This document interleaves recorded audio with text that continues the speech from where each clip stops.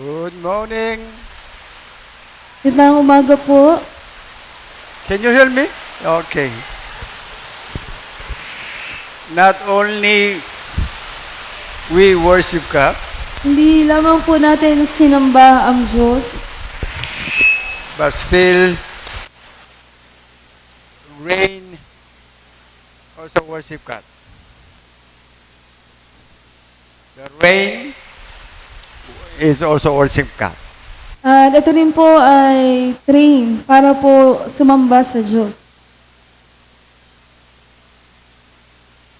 I am so touched because you came, passed through the heavy rains this morning. At ako po ay nagagalak dahil kayo pa rin po ay dumalo sa kabila po ng malakas na ulan. Okay. Still, I will share an ended message. At ako pa rin po ay magbabahagi ng hindi po natatapos na mensahe. I don't know when I could, this message will be stopped. At hindi ko po alam kung kailan po matatapos itong mensahe po na ito. You might guess what is title for today? Siguro po mahulaan niyo na po kung ano po yung pamagat ngayong araw. What? Believe in. Believed in. Okay. Technical? Okay. Thank you. So, message is connected still. At yung mga mensahe po ay patuloy lang po, may connection po sa isa't isa. Usually, the salvation is not big topic for most churches. At sa pangkaraniwan po, madalas hindi naman po ganun kalaking usapin yung tungkol po sa kaligtasan. Usually what they said, accept Jesus Christ, then they will not talk about much about salvation. Madalas po na kanilang sinasabi ay hanggang sa pagtanggap lamang po kay Yesu Kristo at pagkatapos noon wala na po silang masyadong ibinabahagi patungkol sa kaligtasan. But still, Bible is very, very emphasize what is salvation. Pero ang Biblia po, binibigyang diin kung ano po talaga yung kaligtasan. Why? Because why Jesus died for you and I. Bakit po? Dahil kung bakit po namatay si Yesu Kristo, yun po ay para sa inyo at Then sa akin. what is exact plan or correct plan of God for our lives? At ano po ba talaga yung plano, yung tamang plano ng Diyos para po sa ating mga buhay? Then why God made this whole world, even universe? At bakit din po nilikha ng Diyos itong buong sanlibutan, yung buong mundo, maging yung buong kalawakan? That's why when we talk about salvation, we must talk about one thing. Kaya pag pinag-uusapan po ang kaligtasan, dapat po mapag-usapan din yung isang bagay. What is will of God? Yun po ay kung ano po ba yung nais po ng Diyos. Or what is purpose of God? O ano ba ang layunin ng Diyos. If we will not talk about that matter, according to the Bible, that's wrong message. At kung hindi po natin pag-uusapan ng tungkol sa bagay na yun, ayon po sa Biblia, yun po ay maling mensahe. If they will not talk about that matters, the one who hear the message will pass through the wide gate. At kung hindi po nila sasabihin yung tungkol po sa bagay na yun, sila ng mga nakarinig ng mensahe po na yun, sila po ay dadaan dun sa malaki o malawak na daan. I could make you laugh. At patatawanin ko po kayo. Yes, I can. Also, I can talk about some funny matters, At kaya ko rin pong magsabi sa inyo ng mga nakakatawang bagay, but I don't want to do. pero ayoko pong gawin yun. Because this message time is so important for everybody. Dahil yung oras po ng mensahe, ito po ay napakahalaga para po sa lahat. That's why I don't want to go to other right side or left side. Kaya ayoko pong magtungo dun sa ibang bahagi, sa kanan o sa kaliwa. That's why the feeling of this time is not so funny. Kaya yung pakiramdam po palagi sa oras ng mensahe, hindi po masaya. Also, it is so strict or At- so very conservative moment. Napaka-strict po, napaka-seryoso na pagkakataon. This message is connected with last week message. At itong mensahe po na to ay may koneksyon sa mensahe nung isang linggo. Some said salvation is so easy. Sinabi ng ilan na ang kaligtasan daw po ay madali lamang. Yes, starting is so easy, Opo, marahil yung simula po ay madali lamang, but fulfilling salvation is not easy. pero yung tuparin, yung kaligtasan, ito po ay hindi madali. Anyway, as long as we will finish this message, believing title, Pero basta po natapos na po natin itong mensahe na to na ang pamagat ay believed in, maybe we will understand more about what's the plan of God. siguro po mas mauunawaan pa natin kung ano po yung plano po ng Diyos. This week, last week also we talk about this, Matthew chapter 5, 6, and 7. Itong nakaraang linggo din po na pag-usapan natin yung tungkol sa Mateo 5, 6 at 7. Also, I told you it's so important to understand 3 chapters 5, 6, and 7. At nasabi ko rin po sa inyo na napakahalaga po na maunawaan yung tungkol po sa chapter 5, 6 at 7 na It mensahe. talks about fulfillment of salvation. At ito po ay patungkol sa katuparan, kabuuan ng kaligtasan. Also, we call it preaching on the mountain. Tinatawag din po ito na mensahe dun sa bundok. Jesus went up the mountain, Si Jesus po ay umakyat sa and bundok. his disciples follow up him. At sinundan po siya ng kanyang mga disipulo. Then he is the one talk to the disciple. At kinausap po niya yung kanyang mga disipulo. Then you must do this. Sinabi niya na gawin niyo ito. So I will not talk about this matter much Di ko na po masyadong pag-uusapan itong tungkol sa bagay na to. because the last week we thought about it. Dahil nung nakaraang linggo po, napag-usapan naman na It's natin. all about God's will and God's salvation. Ang lahat po ng ito ay patungkol sa nais ng Diyos, tungkol po sa kanyang kaligtasan. Also, we come to the specific point of this chapter 3. Tayo rin po ay meron po dun sa specific na bahagi dun sa ikatlong chapter po. Especially chapter 7, which he talks about the judgment. Lalo po dun sa chapter 7, ito po ay patungkol sa paghahatol o paghuhukom. But before we go that place again, Pero bago po tayo magtungo muli doon, yeah, we will study this matter simply. pag-aaralan po muli natin. Matthew chapter 5, last week also I told you, it might become perfect. Tulad ng sinabi ko sa inyo, yung sa chapter 5, ito po ay patungkol sa kailangan mong mag-become o maging perfect. Simply, I can tell you, become perfect is, you must be like Father. Sa simple lamang po, sasabihin ko sa inyo, yung maging perfecto, ito po ay maging katulad ng Ama. Chapter 6 is how to become perfect. At sa chapter 6 naman po, ito po ay patungkol sa kung paano ka ba magiging perfect. Then, chapter 7, God will check it out to you. At sa chapter 7 naman po, dito na po titignan ng Diyos. Susuriin po kayo ng Diyos You patungkol did doon. or not. Kung yun po ba ay inyong ginawa o hindi po. Last week, I put the subtitle, One Thing. Nung nakaraang linggo, naglagay ako ng subtitle po na one thing, isang bagay. Anyway, one thing, God will check you out when Jesus will come again. Na isang bagay, kayo po ay muling susiriin ng Diyos sa muling pagbabalik po ni Jesus. Okay? Then, one thing was the one who did or do the will of Father. At yung isang bagay po na yun ay siya na gumawa ng nais ng Diyos. Also, as we know, Matthew chapter 6 is the Lord's Prayer.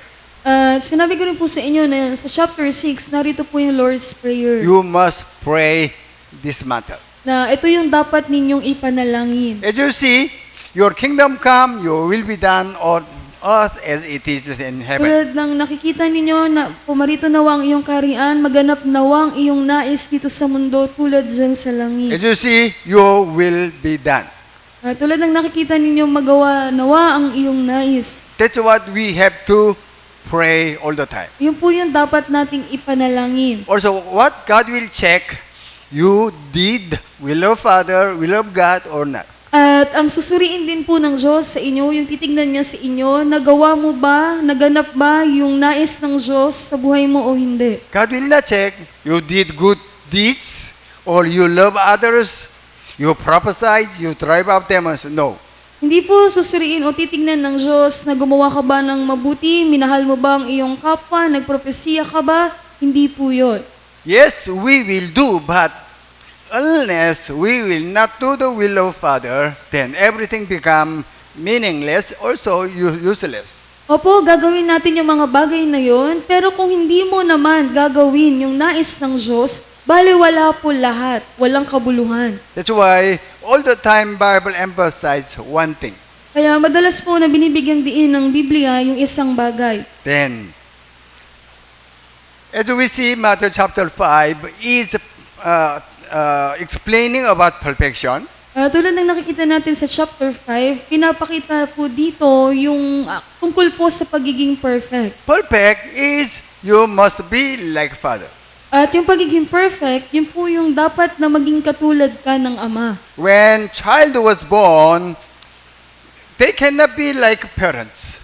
Kapag naipanganak pa lamang ang isang sanggol, hindi pa They siya must- magiging katulad ng kanyang magulang. They must grow physically, spiritually, also emotionally, healthily, then they could do what Father does. Kailangan muna nilang lumaki ng malusog at mag-mature physically, spiritually, maging po sa kanilang emotional, at magiging katulad na sila ng kanilang magulang. That's why one time we talk about Matthew chapter 5, even chapter 6, even chapter 7.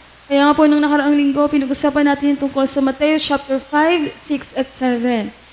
Also, it took so many weeks about one chapter. At napakarami din pong linggo na ginugol natin para lamang po sa isang chapter. Anyway, you must remember chapter 5, 6, and 7 is one package bundle. At kailangan niyo pong alalahanin na yung Matthew 5, 6 at 7, isa pong package. Isang buo lang po yan. It all connected, talking about one matter, how you will do the will of Father. At ang lahat po ng ito ay may koneksyon at pinatutungkalan lamang ang isang bagay. Ayon ay kung paano mo magagawa yung nais ng Ama. So, today I will connect everything more detailedly. At ngayong araw po, mas bibigyan ko po ng koneksyon ng mas detalyado lahat. Yeah, last week, this one was main verse. At yung nakaraang linggo, ito po yung pinaka-main verse. Yes, 22, as we studied already, Tulad ng napag-aralan na natin sa verse 22, prophesied in the name of Jesus is not qualified. ang pagpropesiya lamang sa pangalan ni Jesus, hindi po yun yung sapat upang ikaw ay maging karapat-dapat. Even drive out demons in the name of Jesus is not also. Maging po yung pagpapalayas ng demonyo sa pangalan ni Jesus, hindi rin po yun. Also perform many miracles in the name of Jesus is also not qualified. At kahit po yung paggawa ng maraming himala sa pangalan ni Jesus, hindi rin po yun. Also I told you, it doesn't mean that you don't need to do. No, we must do. At sinabi ko rin po na hindi ibig sabihin no, na hindi na natin gagawin yung mga bagay na yun. Hindi po. Kailangan din natin gawin yun. Because we have authority to perform the many miracles, drive out demons, even prophesy. Dahil meron po tayong kapangyarihan upang gumawa ng himala, magpalayas ng mga demonyo at magpropesiya. But as I told you, what Bible scripture says, one thing God will check you out. Pero tulad ng sinabi ko po sa inyo at binibigyang diin ng Biblia, isang bagay po yung titignan sa inyo ng Diyos. The one who did prophesy or drive out demons, perform the miracles, if they will not do the will of Father, God told them, you are evildoers. Sila na mga nagpropesiya, nagpalayas ng mga demonyo at gumawa ng himala, kung hindi naman nila ginawa ang nais ng Diyos, ang sasabihin lamang sa kanila ng Diyos ay mga masasamang tao. That's what Bible chapter 7:23 says. At yun po yung sinasabi sa Biblia, sa Mateo chapter 7 verse 23. Also, we studied last week, this scripture belong to some portion of Matthew chapter 7. At napag-aralan din natin na nakaraang linggo na itong bahagi na ito ay kabilang doon sa kabuuan ng chapter 7. Actually, this bundle is started with from the chapter 7:13. At ito pong bundle na to ay nagsimula doon sa chapter 7 verse 13. You have to pass through the narrow gate. Na kailangan mong magdaan sa makipot na daan. So I explained to you already what is narrow gate. At ay paliwanag ko na po sa inyo kung ano po yung makipot na daan. Narrow gate meaning when you understood you must do the will of Father unless everything what you would do you did become useless. At tulad ng sinabi ko sa inyo, yung makipot na daan na nauunawaan mo na kailangan mong gawin yung nais ng Diyos. Dahil kung hindi, lahat, anuman ang iyong gawin, baliwala, walang kabuluhan. That's why you must check whoever you will listen from them, you check they are talking about the will of Father or not in the salvation. Kaya sa tuwing kayo po ay makikinig kanino man, kailangan niyo pong suriin. Sila ba ay nagsasabi patungkol sa nais ng Diyos o hindi po? Then connected another story from verse 15. Tapos sinundan din po, may connection din po ito sa sumunod na kwento sa verse 15. As you see the red big letter false prophet. Tulad ng nakikita niyo po yung mga nakapula, yung false prophets. As you know, the prophet talks about God. Tulad ng nalalaman ninyo, yung isang propeta, ang sinasabi po niya ay tungkol po sa Diyos. Even there are some false pastors. At kahit po mga pastors, meron pong mga false pastors.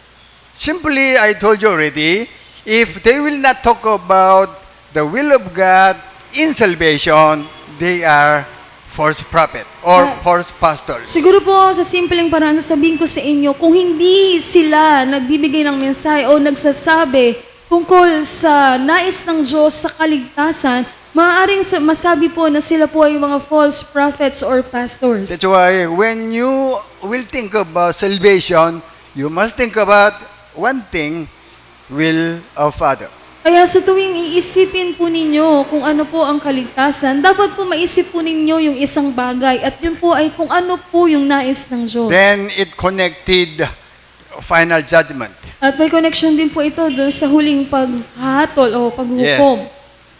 As long as they did the will of Father, they are the one build house on the rock. At basta po, ginawa nila yung nais ng Diyos. Ibig sabihin nun, sila po yung mga nagtayo ng bahay sa ibabaw ng bato. Meaning, they are qualified. Ibig sabihin po nun, sila po ay mga naging karapat-dapat. They are not evildoers anymore. At hindi po sila tatawagin ng mga masasamang tao. That's why it connected the whole, every parts in a whole bundle. Kaya lahat po yan ay may connection po, yung bawat bahagi. This is final judgment. Ito po yung huling hukom. Then Paghukom. God will check, Jesus will check one thing. At ang Diyos, si Jesus, titignan niya, susuriin niya yung isang bagay. As we see, Jesus will never ask, did you perform the miracles, wonders in my name? Tulad ng nakita natin, hindi ka tatanungin ni Jesus na gumawa ka ba ng himala sa aking pangalan? Did you drive out demons in my name? He will never ask. O kaya naman, nagpalayas ka ba ng mga demonyo sa aking pangalan? Hindi po yun yung tatanungin niya. What Jesus will ask to you? Ano po yung itatanong sa'yo ni Jesus? One thing. Isang Did you bagay. do Father's will? Ginawa mo ba yung nais ng Ama? Okay? That's what? Matthew chapter 7:21, the one who do the will of Father. At yun po yung sinasabi doon sa Matthew chapter 7 verse 21, siya na gumawa ng nais ng Diyos. As we see, I will turn back. At tulad ng nakita po natin, ibabalik ko po. Just one. Papa, the will of Father, your will be done. It's like Father, like Son. It's one topic. Wala po dun sa nais ng Ama at maganap nawa yung kanyang nais at yung kung ano yung Ama, yun din yung anak. Yun po ay may connection sa isa't isa at iisa lamang po. Okay, then we'll talk about some matters. At Come kapag- to the Matthew chapter 6, what the Lord's Prayer is talking about. At punta po tayo din sa chapter 6 ng Mateo. Ano po yung patungkol o sinasabi po ng Lord's Prayer? Check me out all the time. I'm talking about Bible or outside the Bible. Palagi po ninyo kung suriin palagi. Ang sinasabi ko ba ay laging nakapaloob sa Biblia o wala po sa Biblia? Anyway, Matthew chapter 6 verse 9, the Lord's Prayer was started. At mula nga po doon sa Mateo chapter 6 verse 9, sinimulan yung tungkol sa Lord's Prayer. And then, as you see, you should pray this matter. Tulad na nakikita ninyo, nakasulat po dyan na ganito dapat kayo manalangin. Yes, no other ways or no other matters. Na wala na pong ibang paraan o iba pang bagay. One thing. Our Father in heaven, you must be glorified. At isa pa pong bagay, ikaw aming amang nasa langit, ikaw ay dapat maluwalhati. How? Paano? This is what verse 10 explains. Ito na po yung pinapaliwanag dun sa verse 10. Yes. We are saying, Father, we glorify you. At opo, madalas sinasabi natin na Ama, niluluwalhati ka namin. But what God wants us to do is not verbally, but our lives must be like that. Pero ang Diyos, ang nais niya na gawin po natin, hindi lamang po sa ating bibig na luwalhatiin natin siya, kundi sa pamamagitan po ng ating mga buhay. Okay? Then verse 9, that is a topic. I mean the main goal.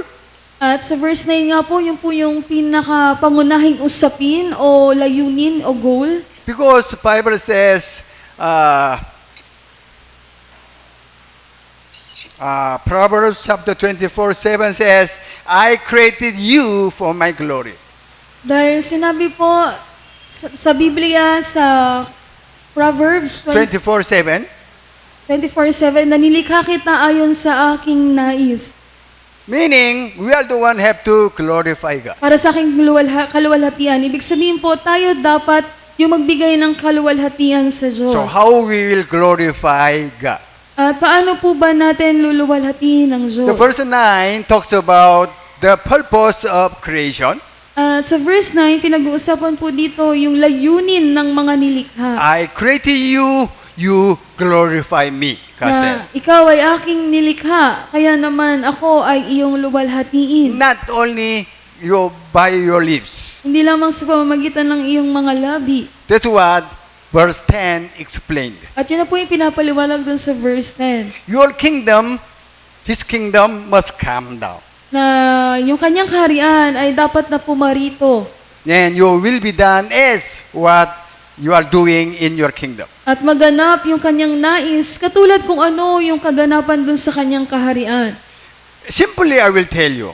At simple lamang po, sasabihin ko sa We inyo. already studied a while ago At napag-aralan na po natin kanina, what the Father does, how I can do. na kung ano man yung ginagawa ng Ama, paano ko yun magagawa? Unless I will be like Him, then I cannot do that. Kung hindi ako magiging katulad niya, hindi ko yun magagawa. That's why Bible also emphasize all the time, you must grow in Jesus, then you must become like Him. Kaya madalas binibigyang diin ng Biblia na dapat kayong lumaki, lumago kay Jesus at maging katulad niya. So, how will be like Him?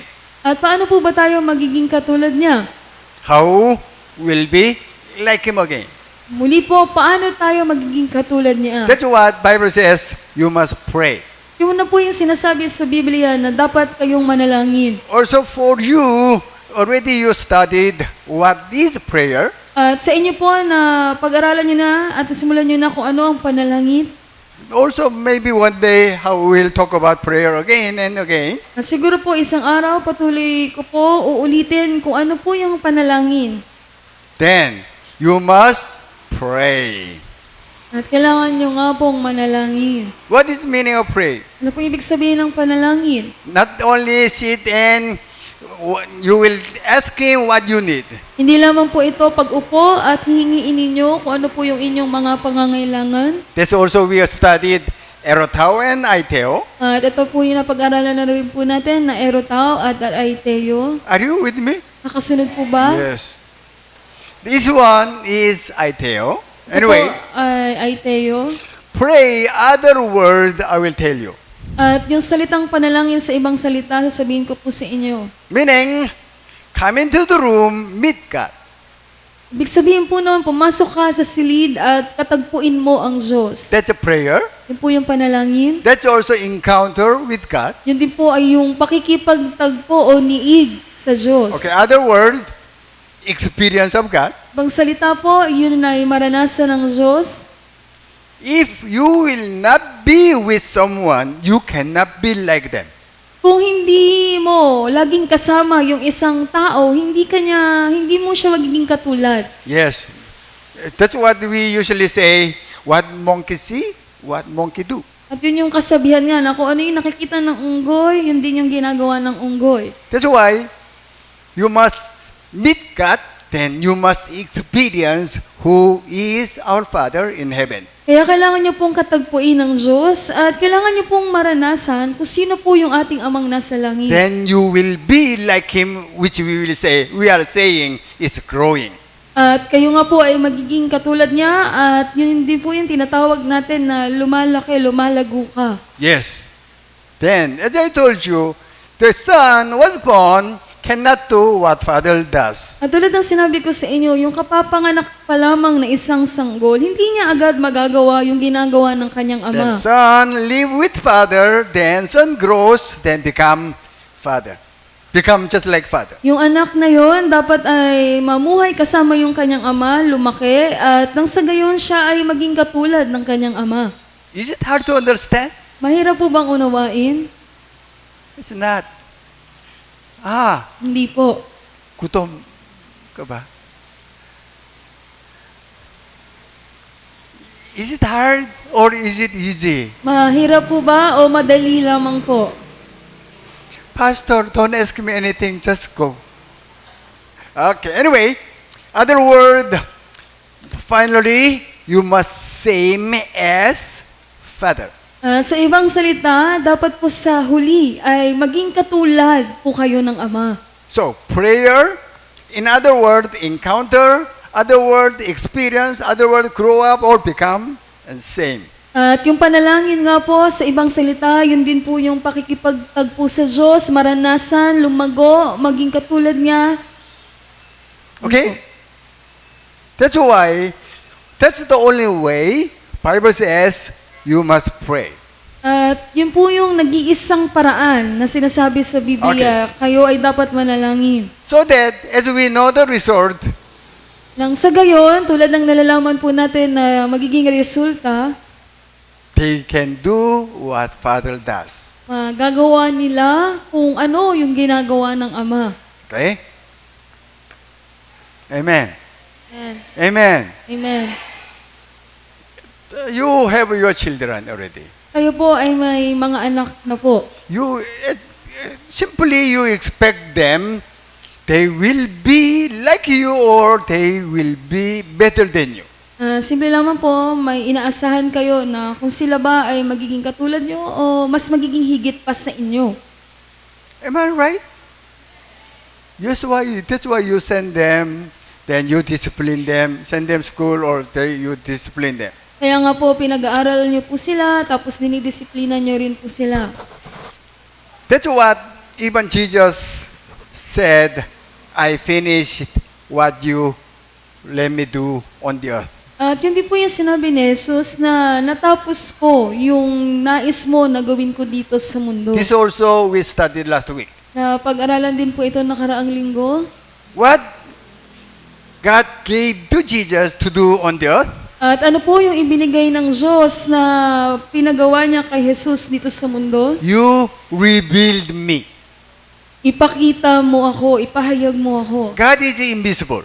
Ang Diyos ay hindi nakikita. Nobody can see God. Walang sino man ang makakakita sa Diyos. That's why Jesus take flesh Kaya si Jesus nga ay nagkatawang tao and he revealed what Father is. at ipinakita niya kung sino ang Ama.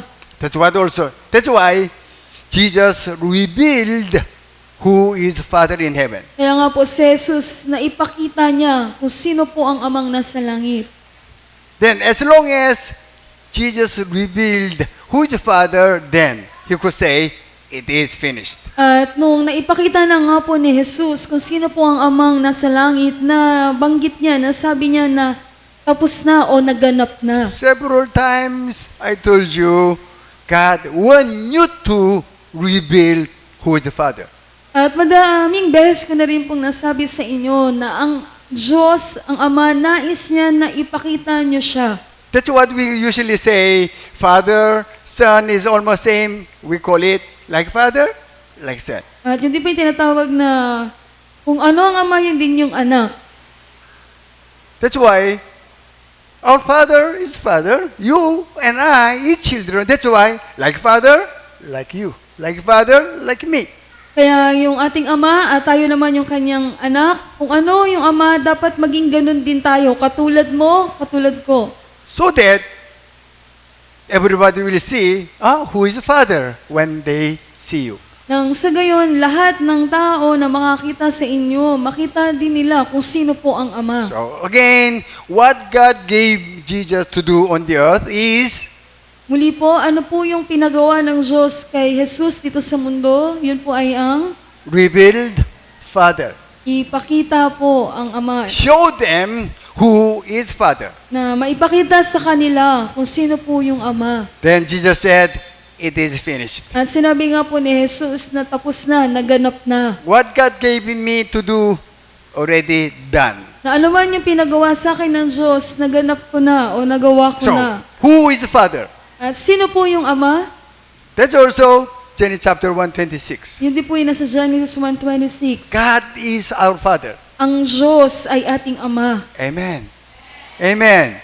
Eh, That's why Father said, don't worry about anything. kaya nga po sinabi ng Ama, wag na kayong mag-alala sa anumang bagay. When you worry, meaning you are orphan.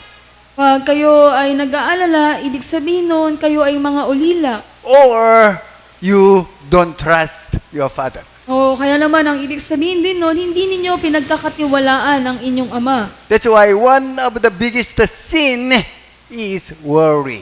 Kaya isa sa mga malalaking kasalanan, yun po yung pag-aalala. That's why when worry come into your mind, you have to rebuke that worry. Kaya sa tuming yung pag-aalala ay pumapasok po sa inyong kaisipan, palayasin niyo po yung pag-aalala po na yun. In the name of Jesus,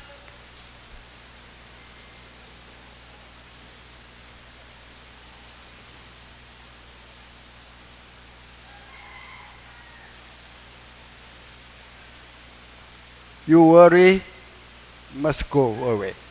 Sa pangalan ni Jesus, ikaw, pag-aalala, lumayas ka. Okay? That's why we must know who is Father. Kaya dapat po makilala natin kung sino po ang Ama. Also, we already studied what is growing. At pag-aralan na rin po natin kung ano po ba yung growing. You must meet God so that you will be like Him. Kailangan mong makatagpo ang Diyos nang sa gayon, ikaw ay maging katulad niya. Okay? We studied already image and likeness. Pag-aralan na rin po natin yung tungkol sa image at likeness. Yes. In God, there are two parts. At sa Diyos, meron pong dalawang bahagi. Or how we can explain who is God. O kaya naman, paano ba natin maipapaliwanag kung sino po ang Diyos? So how can I explain you even? At paano ko din po kaya kayo maipapaliwanag? Two matters. Dalawang bagay po. Personality and what your ability. Una, tungkol po sa kung ano ang inyong personalidad. At ikalawa, kung ano yung kaya mong gawin. This was simply image and likeness. Kaya nga po, simple lang, yun po yung image at likeness. So, when we talk about God, who is God, then what is His personality, also what He can do? At kaya naman pag pinag-usapan po natin kung sino ang Diyos, dapat masabi natin kung ano yung kanyang personalidad at kung So, ano din po yung kaya niyang gawin. As we know, image is personality. At tulad ng nalalaman natin yung image, yun po yung tungkol sa kanyang personalidad. Okay? Then personality is who is God. At yung personality nga po, yun po ay kung Then, sino ang Diyos. Likeness is Function lang. likeness At yung is likeness po, ano po yun? Function function like. like. That's what is God. What yun- God can do. At yun naman po ay tungkol sa kung ano po ang Diyos, kung ano po yung mga kaya niyang gawin. Then that's what actually Jesus showed up. Who is God or what is God? At sa katunayan, yun po yung naipakita ni Jesus, kung sino po ang Diyos at kung ano po ang Diyos. That's why God wants you to be like Him. At ang Diyos, nais po niya na kayo po ay maging katulad niya. Okay? Meaning, not physically, but attitude or personality must be like Him. Ang ibig sabihin po noon, hindi po kamukha sa physical, kundi po yung ugali, yung personalidad, dapat po maging katulad ng sa Kanya. What God is, meaning, what God does, you must do. At kung ano ang Diyos, ang ibig sabihin po noon, kung ano po yung kayang gawin ng Diyos, dapat yun din po yung ginagawa po natin. That's one thing. Yun po yung isang bagay. That's what God will check you out. At yan po yung titignan po sa inyo ng You Diyos. must be like God. Kailangan na maging katulad po kayo ng Diyos. It's easy to hear, Napakadali pong marinig, but it's not easy to do. pero hindi po madaling gawin. It will take your whole lifetime. Gugugulin po yan ng buong buhay po ninyo. That's why His patience is long enough for you. Kaya yung kanyang pasensya po para po sa atin ay napakahaba, sapat po yun para sa He atin. will wait for you until you will be like Him. Hihintayin po niya kayo hanggang sa kayo po ay maging katulad niya. That's what we studied Matthew chapter 7, 23. At ito po yung napag-aralan natin sa Mateo chapter 7 verse 23. That is the will of Father. Ito po yung nais ng Ama. So, now you could answer to anyone if someone asks you what is the will of God. Very simple. Through two matters. At ngayon po masasagot niyo na po pag may nagtanong po sa inyo ano yung nais ng Diyos, masasagot niyo yan sa pamamagitan ng dalawang bagay.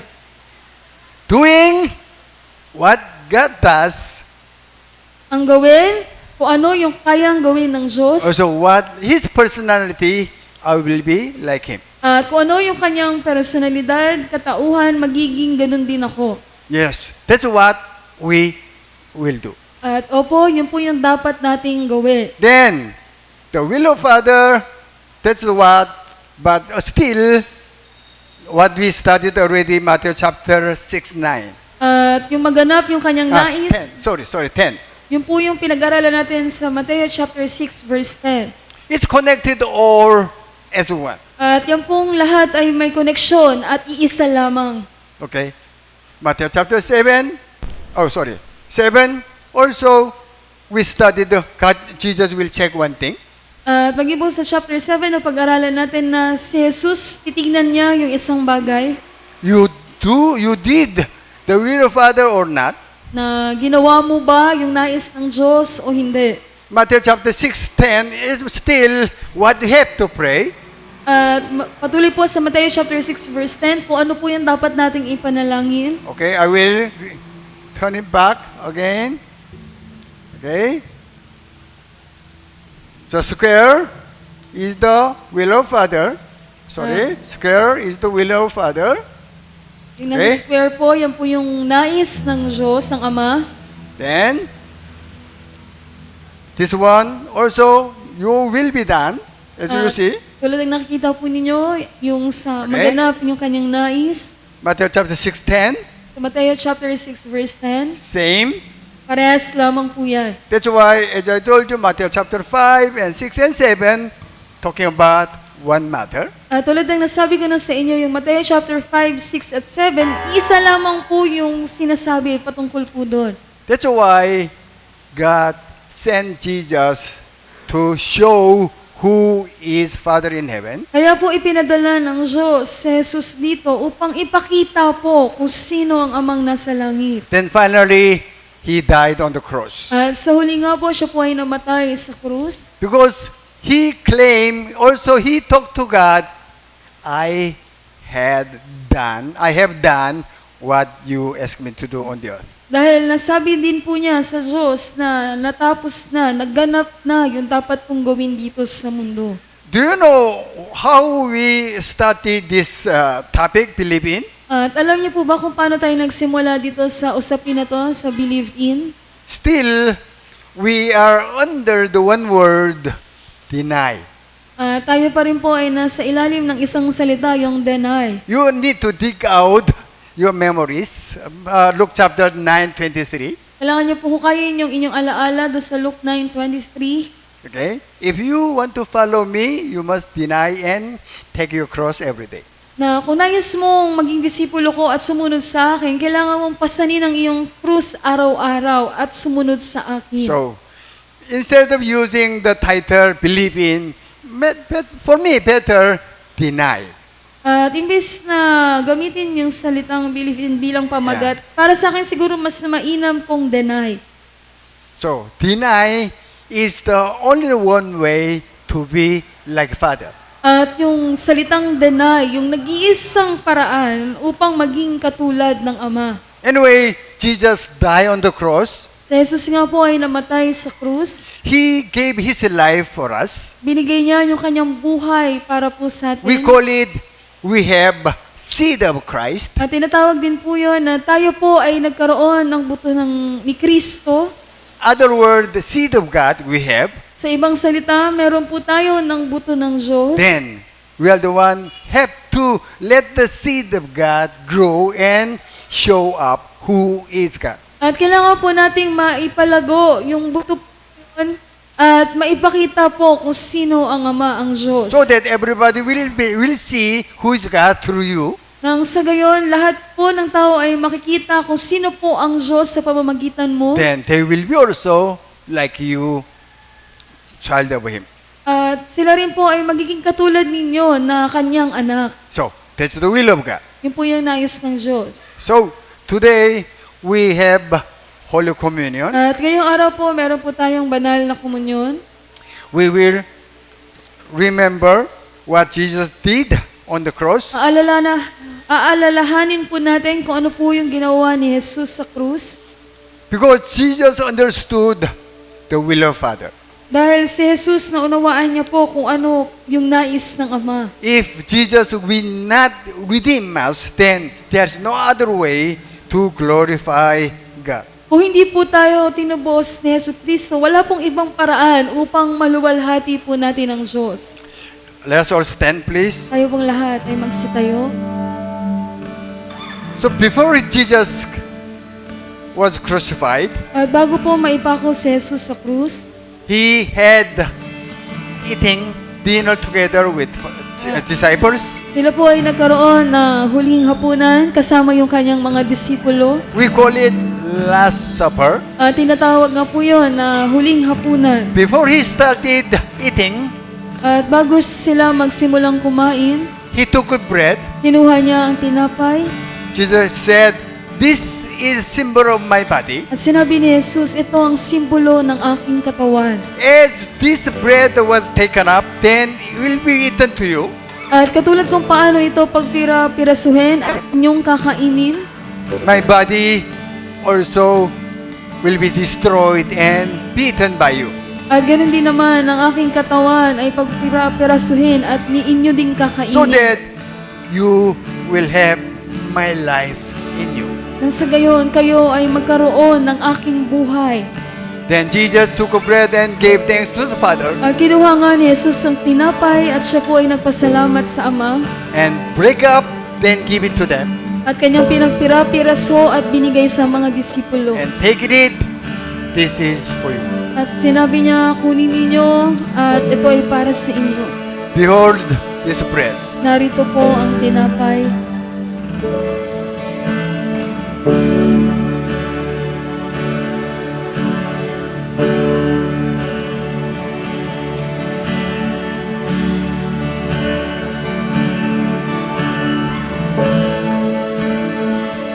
Come forward and take bread. Huwari na po ninyong kumuha ng tinapay.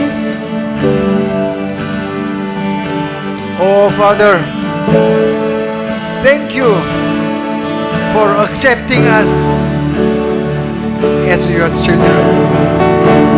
Hallelujah. Through the crucifixion of your only Son, begotten Son, Jesus, our all sins was taken by Jesus. Oh Father, we thank you. What you have done on the cross. Also remind us once again what we have to do for your glory. Hallelujah. Hallelujah. Let us take. Huwari na po natin kainin.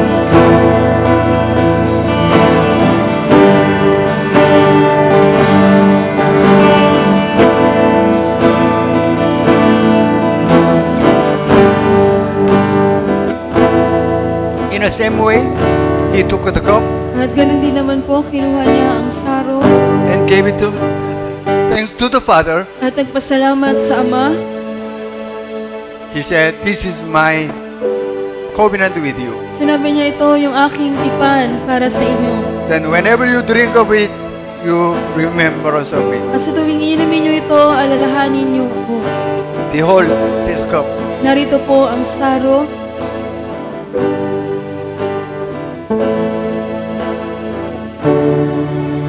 Come forward and take up.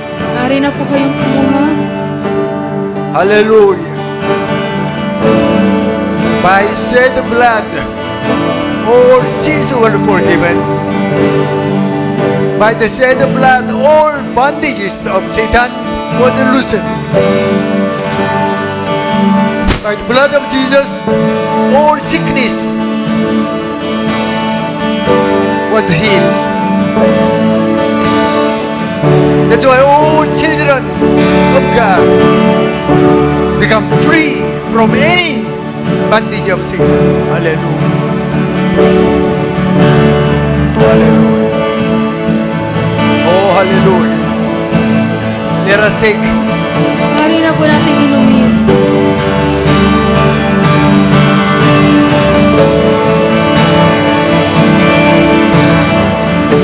Let us glorify to shout hallelujah. Hallelujah. Oh, Father, we thank you. Oh, Father, we thank you. Thank you. Hallelujah. Hallelujah. What you have done. Hallelujah. Your will be done. Your will be done. Oh, this is in the name of Jesus. Oh, what is this? The name of Jesus. Oh, hindrances. The name of Jesus. Oh, la hiera. La hiera. Oh, la hiera. Yeah, quiero ayuda. We are children of God. Se la cola hiera usted. Se la hiera. Hallelujah. Hallelujah. Se la hiera. Se la hiera. Quiero estar. Se la hiera. Se la hiera. Se la hiera.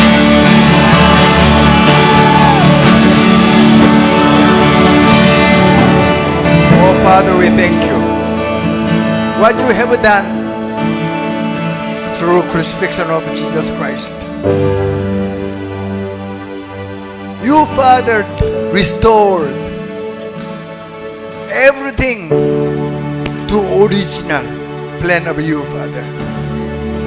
That's why we are your children to fulfill your will. That's why, Father, thank you for your word in this morning. Bless your children to understand what is your will more deeply and more correctly. Father, bless them to experience you so that they might be like you. May the grace of Jesus Christ, our Lord and Savior, our Redeemer, the one who become perfect as Heavenly Father perfect and revealed who is Father in heaven to the children of God on the earth. The love of Father, still you love us. Nobody can separate us from your love. Your love secured us in you, Father. The fellowship of Holy Spirit, the one who will remind us all the time what we have to do through our lives. Only one thing, the will of Father, be with you from now on ever to ever. That's why all children of God will agree and say, Amen and Amen and Amen. Amen. Hallelujah. Hallelujah. Hallelujah.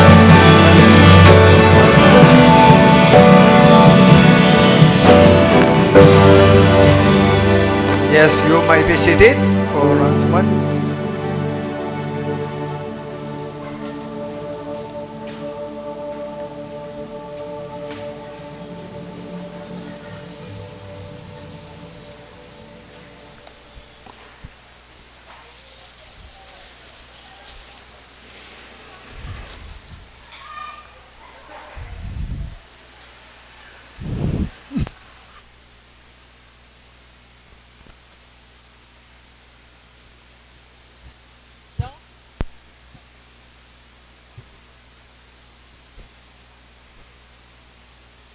Magandang umaga po sa ating lahat.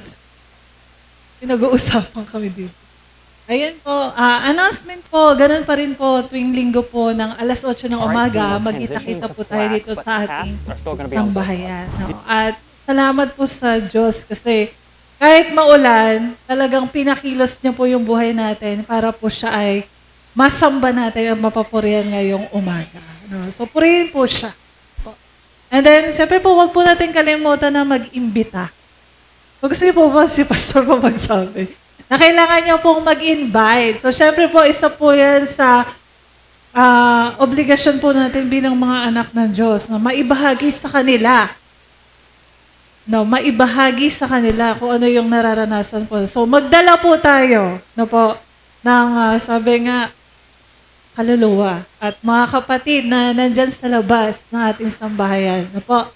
So, pagkatapos po ng ating gawain, mayroon po tayong gawain tuwing umaga, araw-araw po yan, alas 6:30 ng umaga. Meron po tayong panalangin dito sa ating sambahayan. So, inaanyahan po namin ang lahat na sumama sa pananalangin. At tuwing Miyerkules din po, ganun din naman po, alas 3 ng hapon, meron po tayong pagbabalik tanaw doon sa mensahe tuwing linggo at meron po tayong tinatawag na panalangin, parang prayer rally po ito. So, sumama po tayo sa panalangin kung nasa tahanan po tayo, o kung wala po tayong ginagawa, kung di po tayo makadalo, yung oras po na yun, sumama po tayo sa pananalangin. At pagkatapos po ng ating gawain ngayong umaga, mamaya pong 10:30, meron po tayong gawain para sa mga kabataan. So, yung mga kabataan na kung kaya na po nilang sabi nga nakakatakbo-takbo na at nakakaunawa na po, isend na natin sila dito sa ating sambahayan. At sa hapon naman po, 1:30 ng hapon, sa mga dalaga at binata, basta single po sila, pwede rin po sila sa ating gawain, sa mga youth and young adult po natin.